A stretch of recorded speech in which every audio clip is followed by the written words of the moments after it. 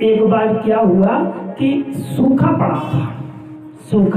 पड़ा था और प्रजा भूख के मारे मर रही थी। जनकपुर में भूख के मारे मर रही थी। तो वो अपने गुरु के पास गए कि गुरु ही ब्रह्मा, गुरु ही विष्णु, गुरु ही देवो महेश्वरा, गुरु ही साक्षात परम ब्रह्म है, तस्मै श्री गुरुवे नमः। जब वो अपने गुरु के पास गए और संतों से परामर्श किया कि हमारी ये प्रजा का पालन कैसे होगा,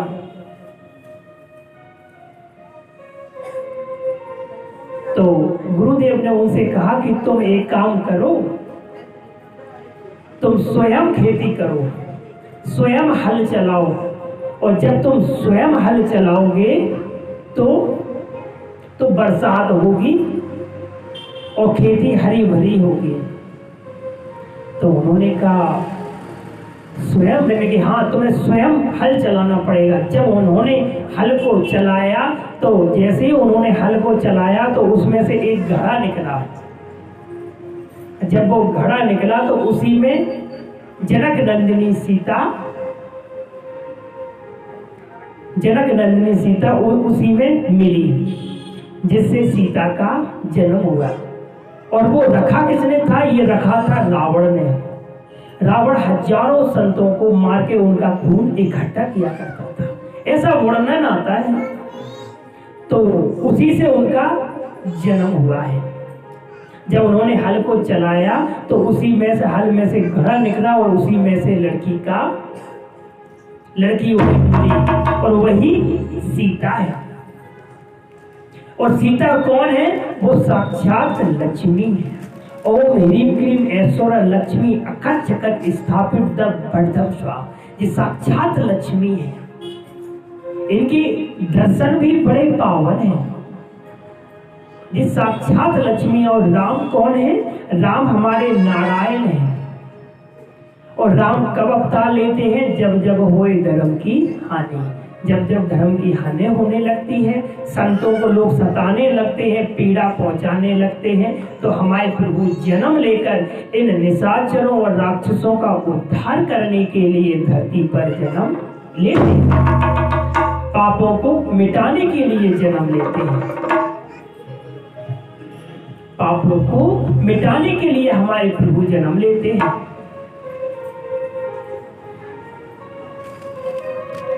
अब तो उनके यहाँ उत्सव मनने लगा तो सब लोग अपना अपना बल दिखाने लगे कि धनुष को तो हम तोड़ेंगे। सब कुछ उठाने का प्रयास करता पर कोई उठा नहीं पाता। बड़े बड़े शूरवीर आते और उस पर बल लगाते, उठाते और उठा नहीं पाते, न चिगा पाते। और जनक नंदिनी जो सीता थी कि जब भी झाड़ू लगाने की बात आती तो वो एक हाथ से उठा देती और नीचे झाड़ू लगा देती। क्यों लगा देती? कि वो साक्षात लक्ष्मी है। और एक वर्णन ऐसा भी आता है कि उन्होंने कहा था, और उन्होंने जब ये करते हुए देखा कि हमारी बच्ची इसको उठा के नीचे झाड़ू लगा रही है, एक संत का भाव है, तो उन्होंने कहा जो इस धनुष को तोड़ेगा हम अपनी बच्ची की शादी उसी के साथ करते हैं।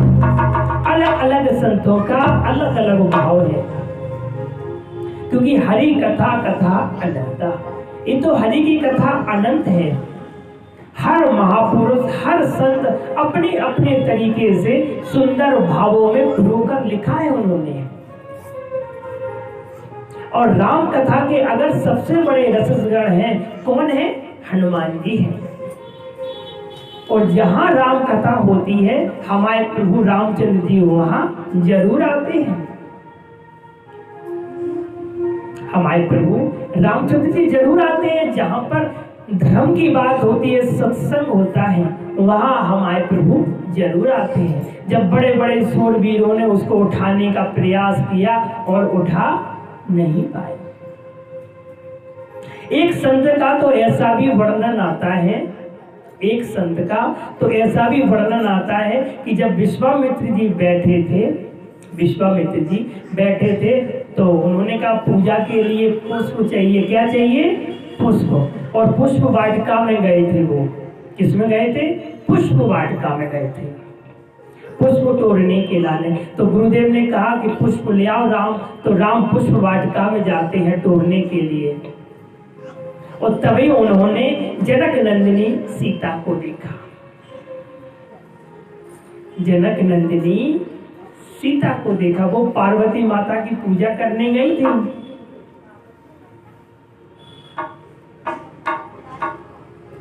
तब उन्हें पार्वती माता ने आशीर्वाद दिया था। जब वो पार्वती माता के सामने खड़ी हुई, हाथ जोड़ के खड़ी हो गई, तो पार्वती माता ने उन्हें आशीर्वाद दिया और कहा, सुनो सिए सत्य आशीष हमारी, पूजी मन कामना तुम्हारी। और जब उन्होंने उनको देखा और जब वो पुष्प को तोड़ने के लिए जैसे ही पुष्प को तोड़ रहे थे, क्या कर रहे थे, पुष्प को तोड़ रहे थे, तो वहीं जनक नंदिनी भी पुष्प को तोड़ने के लाने आ जाती है। तो दोनों एक दूसरे को देखने लगते हैं। एक संत ने तो बड़े सुंदर भाव में लिखा भी है। क्या लिखा है, देख कर राम जी को जनक नंदिनी, बड़े सुंदर भाव में लिखा है। कैसे लिखा है, देख कर राम जी को जनक नंदिनी, बाग में वो खड़ी थी खड़ी रह गई, राम देखे सिया को सिया राम को, राम देखे सिया को सिया राम को, चारों अखियां लड़ी की लड़ी रह गई, देख कर राम जी को जनक नंदिनी, देख कर राम जी को जनक नंदिनी, बाग में वो खड़ी की खड़ी रह गई, राम देखे सिया को सिया राम को, राम देखे सिया को सिया राम को, चारों अखियां लड़ी की लड़ी रह गई, राम को देखकर जनक नंदिनी।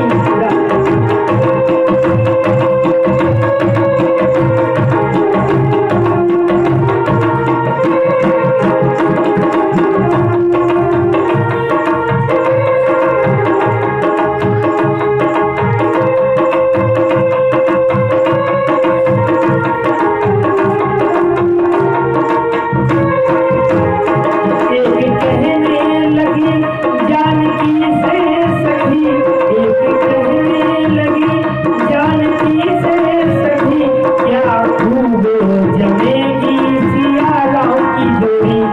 एक कहने लगी जानकी से सखी, क्या खूब जमेगी राम की जोड़ी, पर ये धनुष यूं कैसे यूं तोड़े कुंवर, ये धनुष कैसे तोड़ेंगे धनुआ कुंवर, मन में शंका बढ़ी बढ़ी रह गई, देख कर राम जी को जनक नंदिनी, देख कर राम जी को जनक नंदिनी, बाग में वो खड़ी रह गई।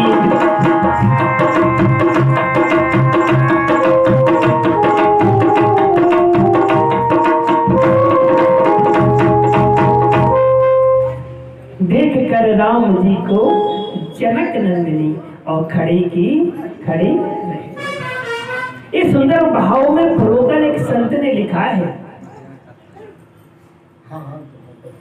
बोलिए राम राजा सरकार की, क्योंकि राम राम की लूट है और लूट सके तो लूट, और अंतकाल पछताएगा तो आएंगे लूट। ये राम राम की है, लूट सके तो लूट लो। ये मौका आप लोगों को बड़े भाग्य से मिला है, बड़े भाग मानस तन पावा, बड़े भाग से ये जीवन आपको मिला है। किसके लिए मिला है? सत्संग करने के लिए, भगवान का भजन करने के लिए। जब बड़े बड़े शूरवीर लगाते उठाने का प्रयास करते, उठा नहीं पाते। सब लोग चिगाने का प्रयास करते हैं पर नहीं चिगा पाते हैं। सब बड़े बड़े शूरवीर उसको उठाने का प्रयास करते हैं, नहीं उठा पाते हैं। तो जनक को क्रोध आ जाता है और जनक कहने लगते हैं कि इस सभा में, जनक कहने लगते हैं कि मैं अपना ये प्रण तोड़ भी नहीं सकता हूं। अगर मुझे पता होता कि मेरा प्रण पूरा होने वाला ही नहीं है तो हम ऐसा प्रण रखते ही नहीं। अगर मैं अपने प्रण को तोड़ता हूं तो इससे मेरा जग में हंसी होगी। आज मुझे मालूम पड़ गया कि इस संसार में कोई शूरवीर रहा ही नहीं है। आज धरती वीरों से खाली हो गई और जैसे ही सुना तो लक्ष्मण जी खड़े हो गए। लक्ष्मण जी ने कहा कि जब तक रघुकुल का व्यक्ति एक भी बैठा हो और जिस सभा में प्रभु रामचंद्र जी बैठे हो उसमें आप ऐसी बात नहीं कह सकते। अगर मेरे प्रभु रामचंद्र जी मुझे आज्ञा दें तो ये धनुष क्या है, मैं तो ये पृथ्वी को ही उल्टा सीधा कर दूं। इस पृथ्वी को एक बार लूं और उठाकर जमीन पर पटक दूं। एक छोटे से धनुष की क्या बात है।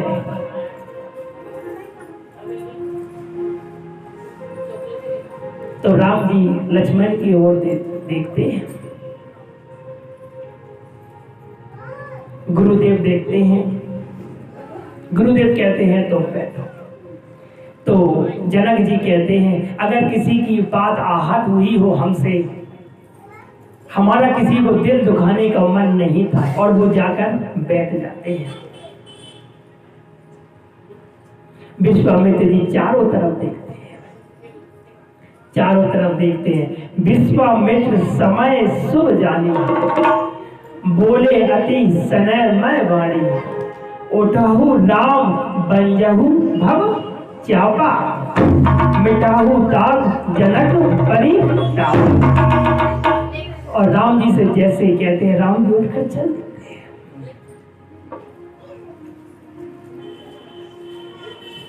और राम जी चले जा रहे हैं। अब सारे नर नारी राम को देखकर हंस रहे हैं। वो कह रहे हैं छोटे छोटे से ये धनुष उठाएंगे, कोई कहता है ये पहाड़ उठाने चले हैं। अब तो वहां उनकी सखिया भी कह रही कि इन्हें उठा दिया, बच्चों को हंसी करवाने वाले थे। तो नैना ने कहा कि देखो प्रभु की माया क्या है, क्या होने वाला है। सो नैना ने कहा कि देखो होने वाला क्या है, ये देखो। और प्रभु रामचंद्र सीधे जाते हैं और वहीं जहां जनक नंदिनी बैठी थी वो तो अपनी आंखों को बंद कर लेती हैं, सब प्रथम गणेशी को मनाने लगती है, क्योंकि उन्होंने तो मन ही मन अपने पति के रूप में मान लिया था। वाटिका में ही अपने पति के रूप में मान लिया था कि मिले तो यही मिले, और जिसे पार्वती माँ का आशीर्वाद मिल चुका हो। अब राम जी ने जैसे ही देखा, अब सब लोग उन्हीं को देख रहे, और उन्होंने जैसे ही उठाया धनुष और पट तोड़ दिया। किसी को मालूम भी नहीं चला, और धनुष बोलिए सिया रामचंद्र की जय हो। और जैसे ही धनुष टूटा तो सब जगह हाहाकार मच गया। अब तो जनक नंदिनी वहां से माला को लेकर के आ रही हैं, और किस तरह से लेकर के आ रही हैं।